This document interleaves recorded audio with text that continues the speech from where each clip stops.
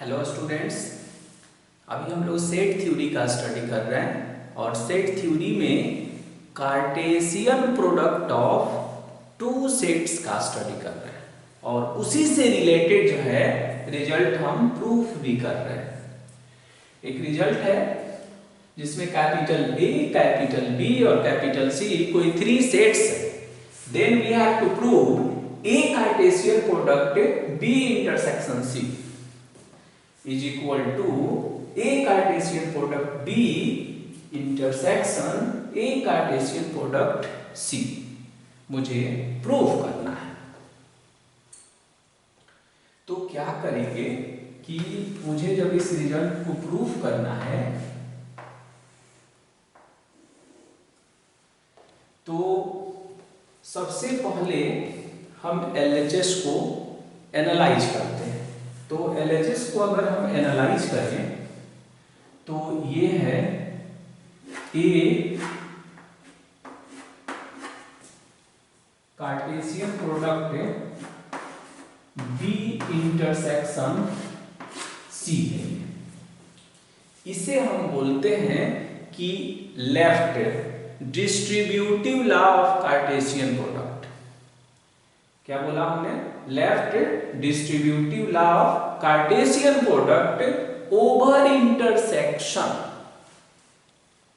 Left distributive law of Cartesian product over intersection बोलते हैं इसे। ओके, तो क्या करेंगे कि ए एक सेट है, बी इंटरसेक्शन सी जब हम कैलकुलेट करेंगे तो बी इंटरसेक्शन सी भी एक सेट होगा और दो सेट का जब हम कार्टेशियन प्रोडक्ट कैलकुलेट करते हैं तो सूप आता है। Soup means set of ordered pair, यानी इसके जो एलिमेंट होंगे वो इस फॉर्म में होंगे। x, y belongs to A Cartesian product B intersection C.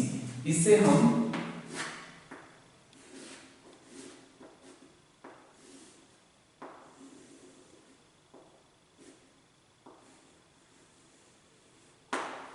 Late करेंगे। हम इसे क्या करेंगे? इसे हम लेट करेंगे।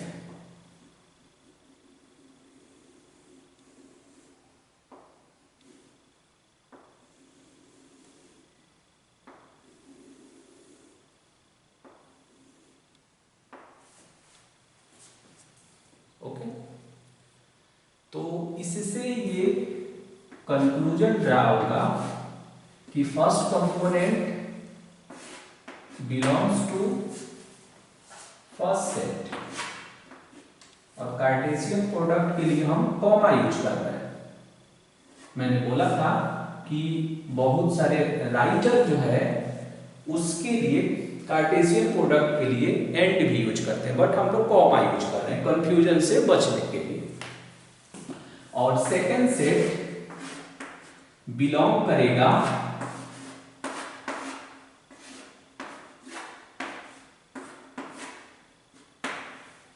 सेकंड सेट से। फर्स्ट कंपोनेंट बिलोंग करेगा फर्स्ट सेट से और सेकंड कंपोनेंट बिलोंग करेगा सेकंड सेट से। ओके,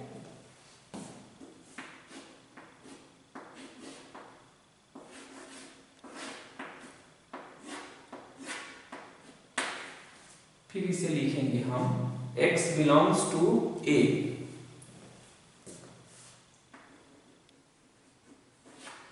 फिर यहां कॉमा हमने दे दिया। y belongs to b intersection c है, तो इसे हम ऐसे लिख सकते हैं y बिलोंग्स टू b और इंटरसेक्शन के लिए हम एंड यूज करते हैं। y belongs to c। Okay, अब ये जो है दोनों के साथ इंडिविजुअली अटैच होगा। तो अटैच होगा तो इसमें हमेशा ध्यान रखते हैं कि x बिलोंग्स टू ए। सिर्फ इतना नहीं सोचेंगे, x belongs to A comma,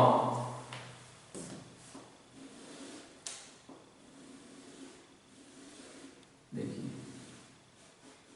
यहां तक हम सोचेंगे x belongs to A comma, तो x belongs to A comma इसके साथ अटैच होगा तो क्या बनाएगा,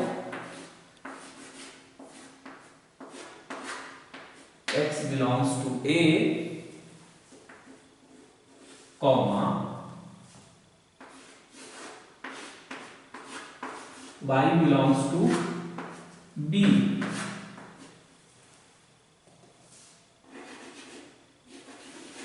and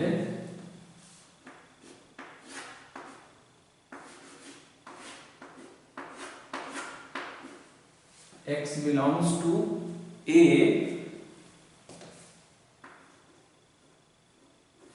कॉमा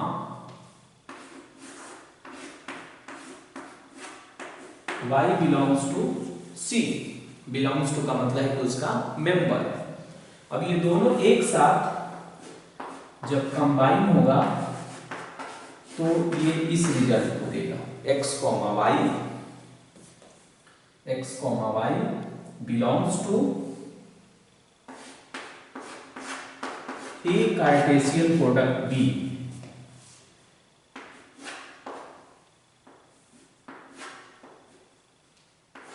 एंड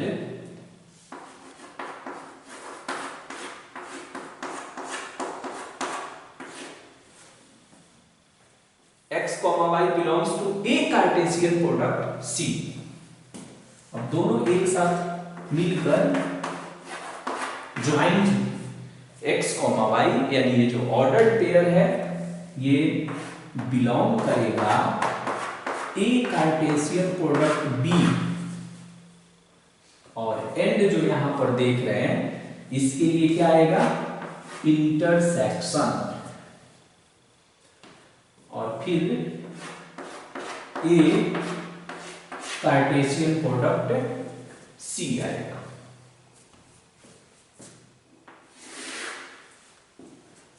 हो गया।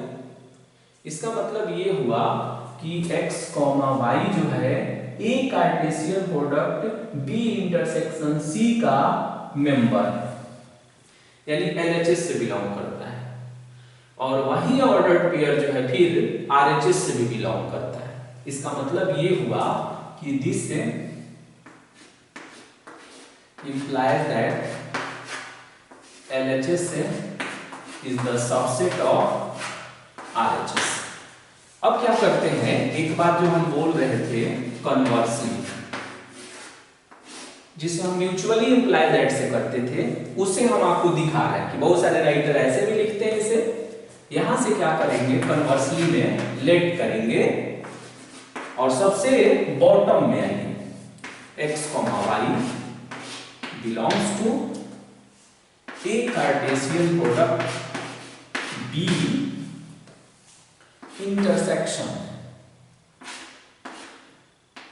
ए कार्टेशियन प्रोडक्ट C।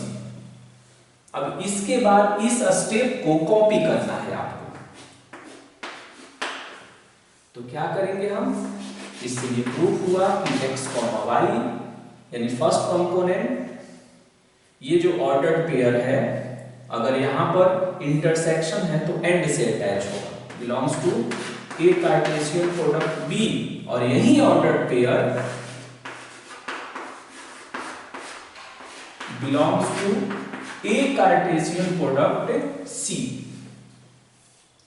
अब जो है इसको जब इसके साथ हम अटैच करेंगे तो आएगा कि first component belongs to first set, और यहां कॉमा, यहां पर कार्टेशियन प्रोडक्ट है तो यहां हम कॉमा देंगे, और सेकंड कंपोनेंट बिलोंग्स टू,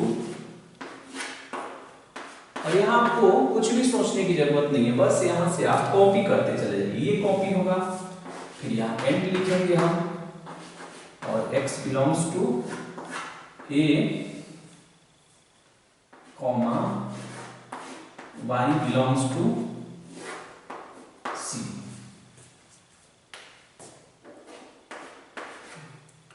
तो फिर ये आएगा कि x, y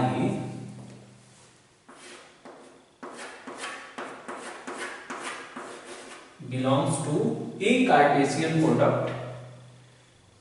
इसे हम ऐसे लिख देते हैं, यहां तरफ हमने लिख दिया, अब इसे हम ऐसे लिखेंगे, x बिलोंग्स टू, इसे हम हटा देते हैं,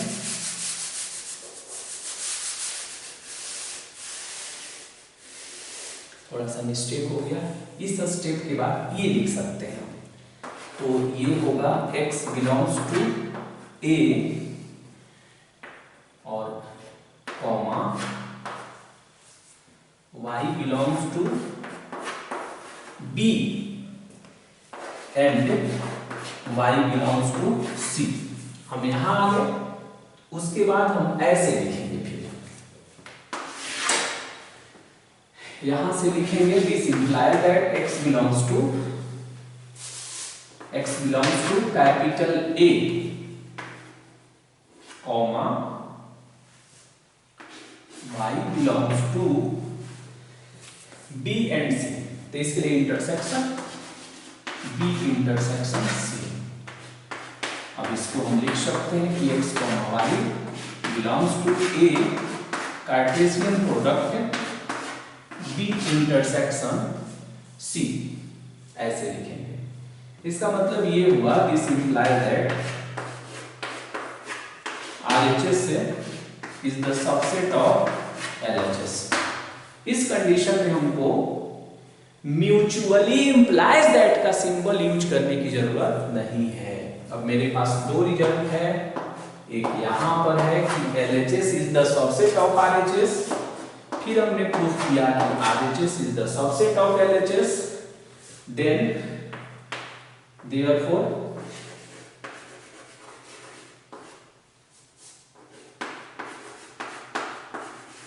combining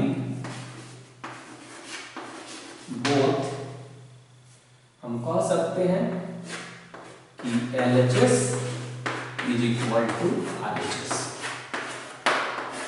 और ये हमारा रिजल्ट प्रूव हो गया। और लास्ट में हम लिखेंगे कि हेंस प्रूव्ड, ये हमने लिख दिया। तो देखेंगे कि आप सोच रहे हैं कि यहां हम मेथड बदल दिए, तो एक्चुअल में हमने मेथड चेंज नहीं किया। हमने क्या किया यहां पर कि पहले हम म्यूचुअली इंप्लाइज दैट लिखकर कन्वर्सली वाले पार्ट को गायब कर देते थे, इलिमिनेट कर देते थे। बट इस बार मैंने क्या किया कि कन्वर्सली लिखकर उसके सेकंड वाले पार्ट को भी हमने प्रूफ किया, और सेकंड वाले पार्ट से प्रूफ करके हमने ये दिखाया कि RHS जो है वो LHS का सबसेट है। RHS is the subset of LHS, और तब LHS जो है RHS का सबसेट है, RHS जो है LHS का सबसेट है। इससे ये डेमोन्स्ट्रेट होता है कि LHS और RHS इक्वल है। ओके।